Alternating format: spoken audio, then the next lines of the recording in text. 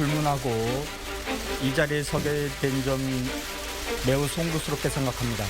경찰 조사에서 성실히 소명하도록 하겠습니다.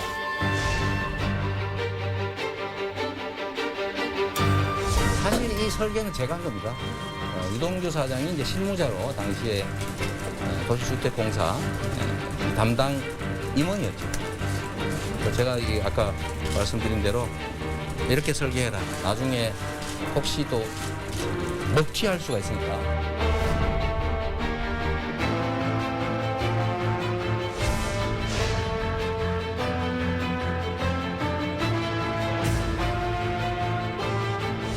압색과정 국제전화를 가지고 던졌다는 보도가 있었는데 그 전날 어떤 사고가 있었어요. 휴대전화 던지신 건 맞는 건가요? 부분에 대한 사고를 말씀하시는 거죠? 그거는 좀 사연이 있어요. 나중에 말씀드릴게요. 공을 받으신 게 있다. 그런 보도들이 그러면 그거를 언제, 어디서, 그다음에 누가 그랬는지 정확하게 밝혀주세요. 그게 있으면은 당연히 벌 받아야죠.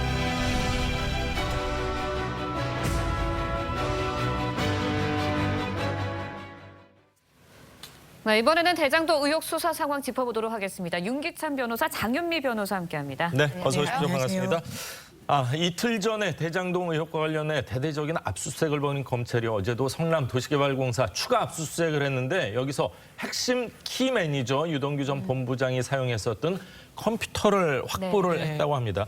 사실 본부장이 있었을 시절이 좀 꽤 오래됐는데 여기서 뭐 건질 수 있을까요, 뭐가? 그런데 이 컴퓨터가 좀 유의미할 수 있다는 부분은 이게 창고에서 발견이 됐다라는 것인데 아마 그 당시 재직 시절에 사용했던 컴퓨터가 아니겠냐라는 게 지금 언론의 분석이기도 합니다. 근데 사무실에서 뭐 이렇게 약간 불법적인 아니면 위법적인 뭐 어떤 서류를 작성하거나 메일을 받았을까요? 이 부분이 드러나는 게 사실 말씀대로 관건이긴 한데 왜냐하면 유동규 씨가 이 사건에서 왜 중요한 키맨 역할을 하냐면 성남 도시개발공사의 본부장이었습니다. 그 당시에 실무 책임자로서 했던 업무와 역할이 이 사업자를 선정하는 화천대유 천화동인 이 사업자를 선정하고 실제로 공영과 민간이 이익을 어떤 형식으로 배분해 갈지 여부를 다 총괄 지휘했던 사람이기 때문에 지금 불거지고 있는 의혹 중에 한 가지 왜 이런 설계가 민간에 유리하게 되었는가라는 부분과 관련해서 본인은 그 당시로서는 최선이었다고 이야기하고 있지만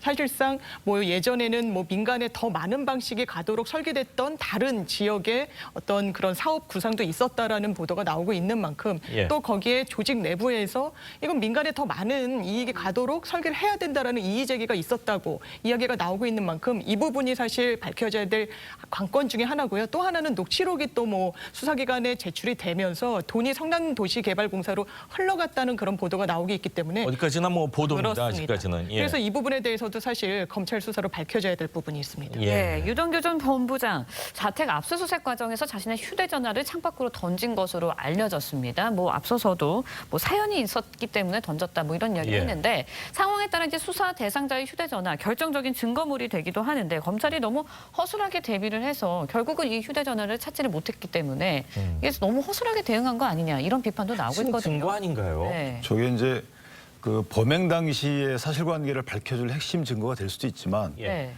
최근에 통한 내용이나 또는 뭐 문자나 이런 것들을 통해서 관련자들을 추단할 수 있는 중요한 증거거든요. 근데 사실은 8시 17분경에 검찰 관계자들이 도착하고 한 이후에 20분간 문을 안 열어줬다는 거예요.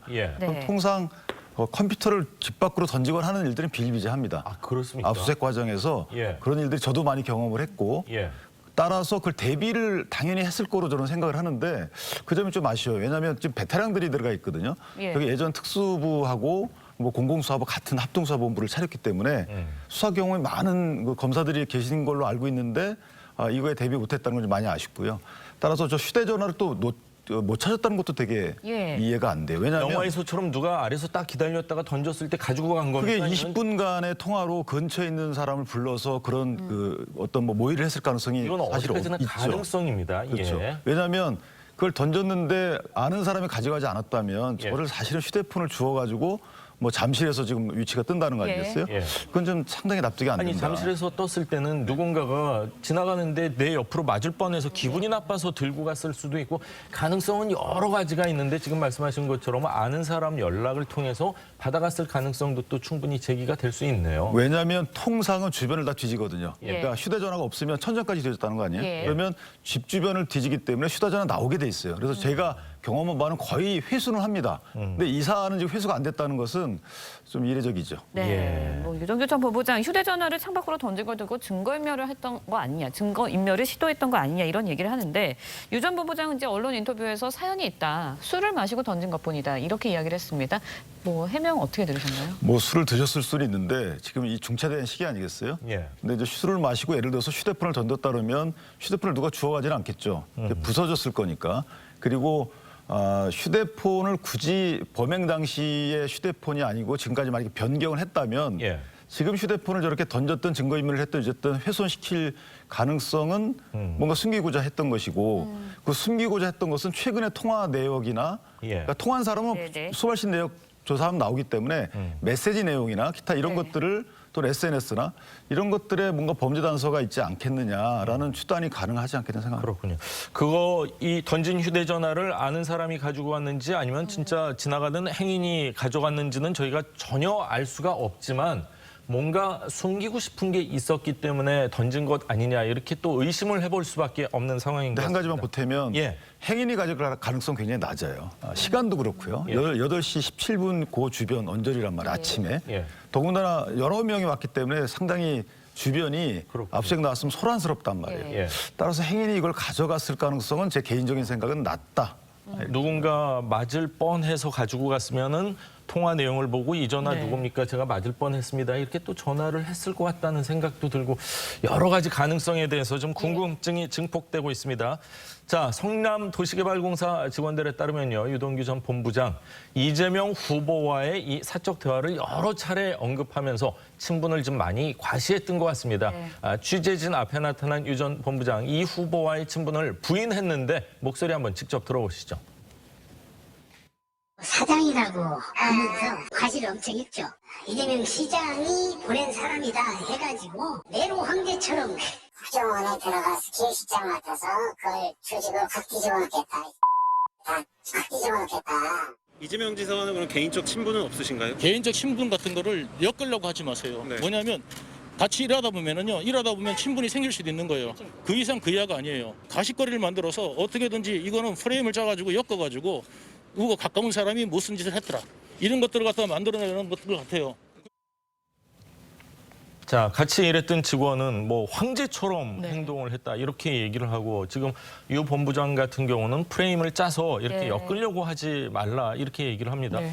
통상적으로 아래서 일하는 사람이 어떤 뭐 지휘 책임자에 대한 과실을 좀 과장해서 얘기하는 경우도 있기는 한데 어떻게 판단이 되세요? 사실 이 유동규 씨가 이 성남시장을 지칭해서 뭐 사장 이러면서 마치 어떤 개인 네. 회사의 본인이 회사원인 것처럼 이 친분 관계를 좀 과시하려고 했고 이런 부분은 분명히 있는 것 같습니다. 예. 그렇다면 이게 실질적으로 측근이라고 해서 특혜까지 가져갈 수 있는 그런 지위에 있었는지는 좀 더 들여다볼 여지가 있는데 이 사람이 성남도시개발공사에서 임기 9개월을 앞두고 직에서 본인이 스스로 내려옵니다. 그 이유와 관련해서는 본인이 정말 추진하고 싶어 했던 사업에 예산이 배당되지 않았다는 이유였습니다. 예. 한 388억 원의 예산이었는데 영화 산업과 관련해서 그 부분에 예산을 책정받지 못했습니다. 그것과 관련해 이재명 지사 측의 해명은 이게 뭔가 이상했다. 왜냐하면 유원홀딩스라는 회사를 그 즈음에 또 설립하기도 하는데 그 본인이 이름을 올린 회사의 사업 목적이 영화 산업 지원이기도 했습니다. 그렇다면 예. 뭔가 이상하다라는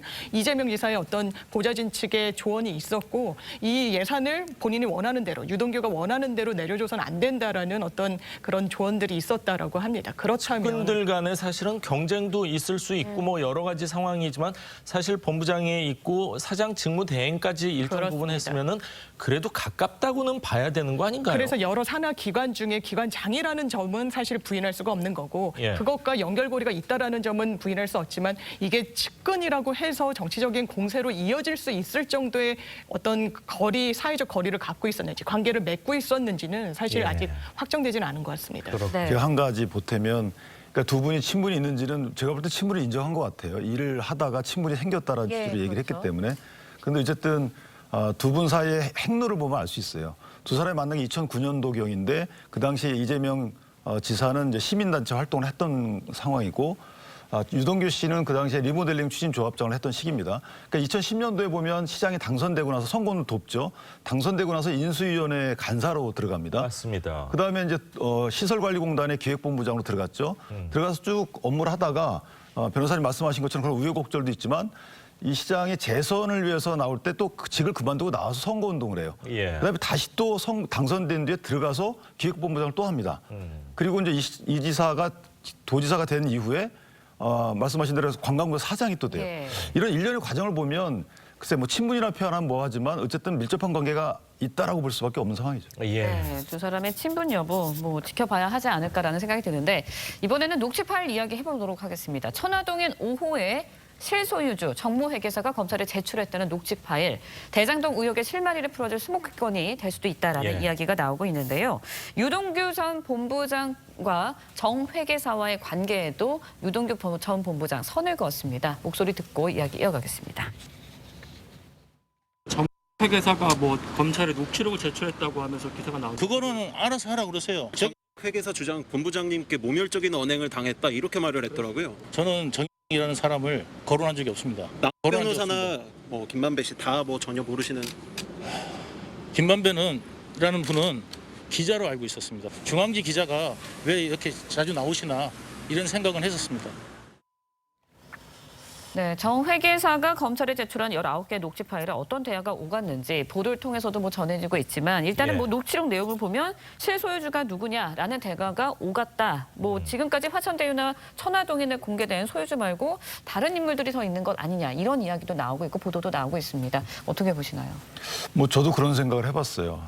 이제 저분이 제출한 녹취록에 여러 가지가 담겨 있는데 예를 들면 뭐 350억 정도의 뭐 로비 자금이 쓰였다. 예. 그리고 실소유주가 누구냐 또 분배 문제 갖고 다툼이 있었다는 취지의 이제 여러 가지 설이 나오고 있는데 문제는 뭐냐면 그러니까 이 분배와 관련된 다툼이 있었다는 것은 역할이 있었다는 거거든요. 각자의 역할이. 그렇겠죠. 따라서 천화동인의 실소유자가 누구냐는 누가 어떤 역할을 했는지하고 직결되는 문제이기 때문에 저 부분은 사실은 검찰 수사에서 핵심이 된다고 보고 예를 들면 이 사건의 경우에는 인허가가 상당히 중요한 역할을 했던 개발입니다. 건축에서 가장 중요한 게 인허가입니다. 예. 토지 매입하고요. 네. 그런데 해당 지역은 사실 재개발 지역도 아니고 단순히 도시개발 지역이에요. 무슨 말씀이냐면 지역에 민원이 이렇게 많은 지역이 아닙니다. 개발해달라고 지자체 요구하는 지역이 아니에요. 그 말하면 민영 개발 시행업자들만이 오히려 개발을 위해서 로비를 해야 되는 상황이었던 것이죠. 로비라는 표현을 써서 죄송하지만 예. 그렇다면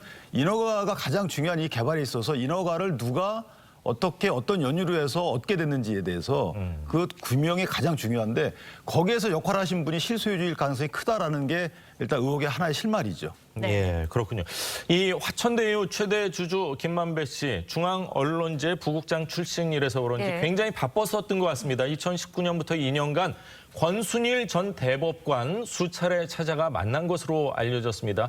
특히 이재명 지사 선거법 위반 사건 전후로 해서 이렇게 집중적으로 찾아갔다 이런 보도가 나오고 있어요. 그리고 대법관 퇴직하고 2달 만에 고문으로 월 1,500만 원씩 줬어요. 그렇기 때문에 어떤 연결고리가 있는 거 아니냐 또 의혹의 목소리 커지고 있습니다. 예, 합리적 의심이 분명히 제기될 수 있는 부분이 있습니다. 뭐 일단 그 의원실에서 확보한 자료를 보면 예. 대법원에 계속 수차례 한 8차례 정도를 오갔는데 그중에 그 방문 목적과 관련해서 권순일 대법관 실에 간다라고 본인이 기재를 했다라는 겁니다.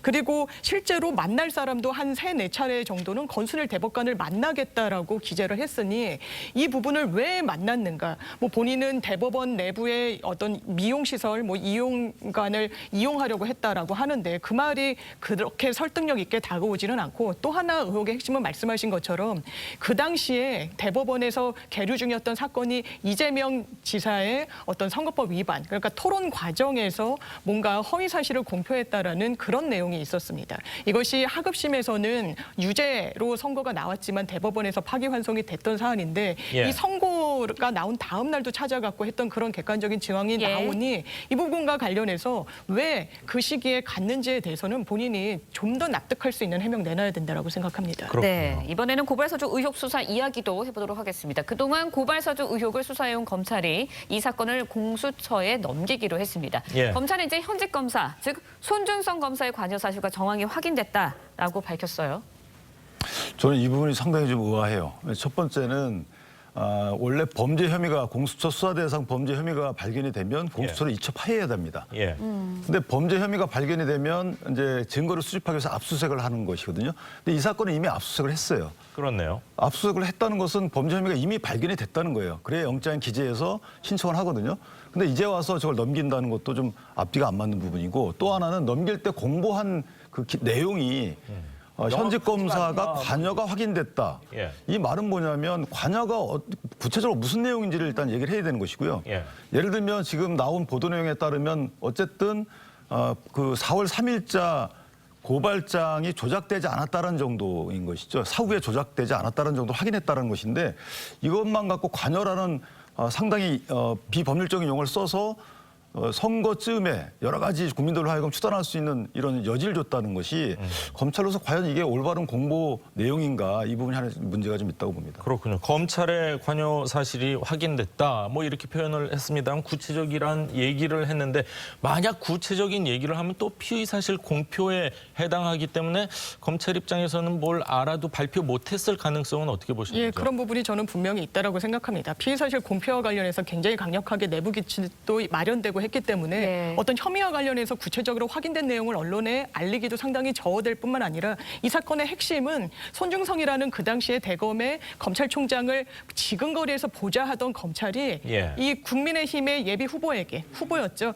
보냈다는 겁니다. 그 사실이 조작되지 않았고 확인됐다라는 그 부분이 검찰 수사로서 밝혀졌다고 보는 게 맞는 것 같습니다. 하나만 간단히 말씀드리면 그냥 검찰의 대상이 아니기 때문에 이첩했다 이렇게만 발표하면 되는 거예요. 예.